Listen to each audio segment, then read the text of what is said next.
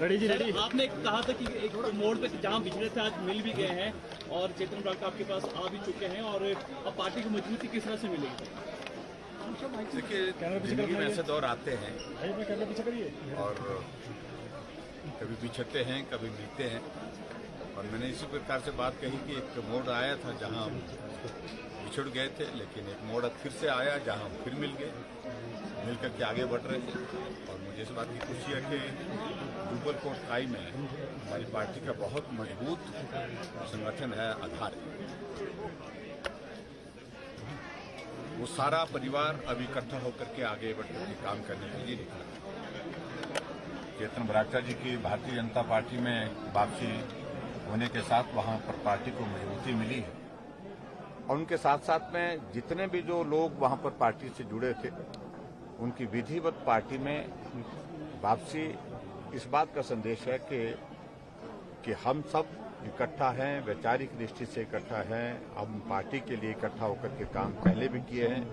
हम पार्टी को मजबूत करने के लिए, पार्टी की जीत दिलाने के लिए फिर से इकट्ठा होकर के काम करेंगे। इस भाव के साथ सभी लोग ने आदरणीय प्रधानमंत्री जी की नीतियों पर अपनी आस्था व्यक्त की है और उनके साथ साथ में हमारे पार्टी के राष्ट्रीय अध्यक्ष जी के काम पर जो है आस्था व्यक्त करते, उनके नेतृत्व पर आस्था व्यक्त करते हुए पार्टी के सब साथी हमारे पार्टी में शामिल होकर के एकजुट होकर के काम करने के लिए आगे बढ़ रहे हैं। और सर, हिमाचल प्रदेश लोक सेवा आयोग के अध्यक्ष और सदस्यों की नियुक्ति को लेकर विपक्ष सवाल खड़े कर रहा है और कांग्रेस की राष्ट्रीय प्रवक्ता अलका लांबा ने कहा है कि सरकार चहेतों को रेवड़ियां बांटने का काम कर रही है। देखिए, कांग्रेस से नहीं पूछना हमने कि क्या करना है, वो अपना मार्गदर्शन अपने पास रखे, लेकिन इतना मैं जरूर कहना चाहता हूं कि बहुत जल्दी ये प्रक्रिया पूरी होगी। सर, बड़े नेता नियमों के मुताबिक आपके ऊपर आरोप लगा रहे थे कि भाजपा के जो नेता है वो कांग्रेस में शामिल होंगे, पर अब देखा जा रहा है कि जो है कांग्रेस के यहाँ पर आ रहे हैं। सर, इसको किस तरह से देखते हैं? सर, देखिए, वो सारे बात कह रहे थे, हम कुछ कह ही नहीं रहे थे और कुछ कहे भी नहीं, बहुत कुछ हो गया जिस बात को कांग्रेस को समझना चाहिए। हिमाचल प्रदेश में कांग्रेस पार्टी आज नेतृत्व विहीन है और ऐसे में कांग्रेस के वरिष्ठ नेता जो वर्किंग प्रेसिडेंट थे, बहुत लंबा चिंतन मंथन हुआ कांग्रेस पार्टी में अध्यक्ष कौन बनेगा। बहुत सारे लोग अध्यक्ष के लिए दौड़े थे और अंततः निर्णय हुआ, लेकिन अध्यक्ष के साथ 4 कार्यकारी अध्यक्ष बनाए गए और 4 कार्यकारी अध्यक्ष इसलिए कि भाई एक योजना बनाई गई कि इससे जो है वो पार्टी को मजबूती मिलेगी और उस पार्टी के कार्यकारी अध्यक्ष जो है भारतीय जनता पार्टी में शामिल हो गए।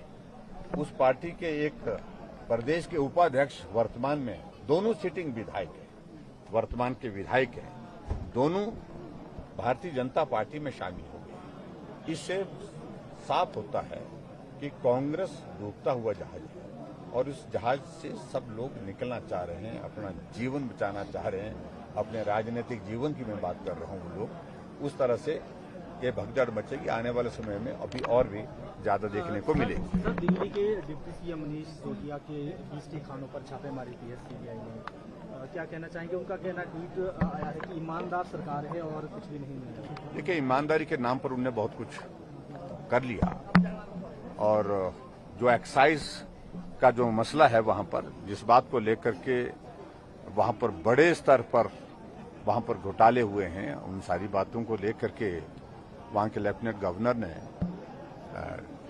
कहा कि ये जांच का विषय बनता है और सीबीआई को रेफर किया है, उन्होंने रिकमेंड किया है कि भाई ये इसमें जांच बनती है और इसमें कार्रवाई होनी चाहिए।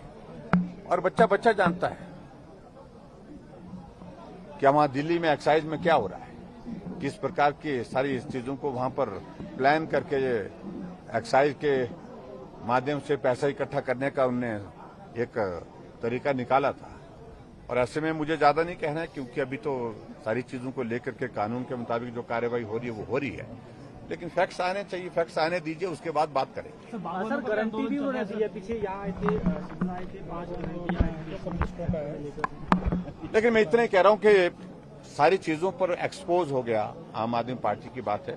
कांग्रेस पहले से एक्सपोज है और आम आदमी पार्टी अब हो रही है। किसान मंच का जो आंदोलन चल रहा है, बागवान जो बोल रहे हैं कि इकट्ठे यहाँ पर हुए हैं, जेल भरो आंदोलन भी यहाँ पर किया, आगे और चेतावनी दी है कि और इससे पूरा आंदोलन सिर्फ ऐसा मैं मानता हूं उसमें अब किसानों के हित से ज्यादा, बागबानों के हित से ज्यादा राजनीतिक हित जो है वो सामने आ गया है उनके।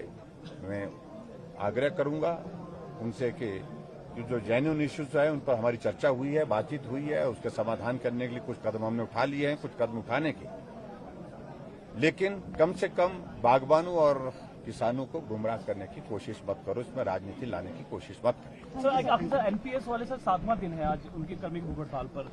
वो कह रहे हैं कि उन्हें सिर्फ 14% नहीं चाहिए, जो ओल्ड पेंशन हुई यहाँ पर चाहिए। आपसे मांग करें और उनकी मांग है, उस पर विचार कर रहे हैं। सर आउटसोर्स वाले राहत ताक रहे हैं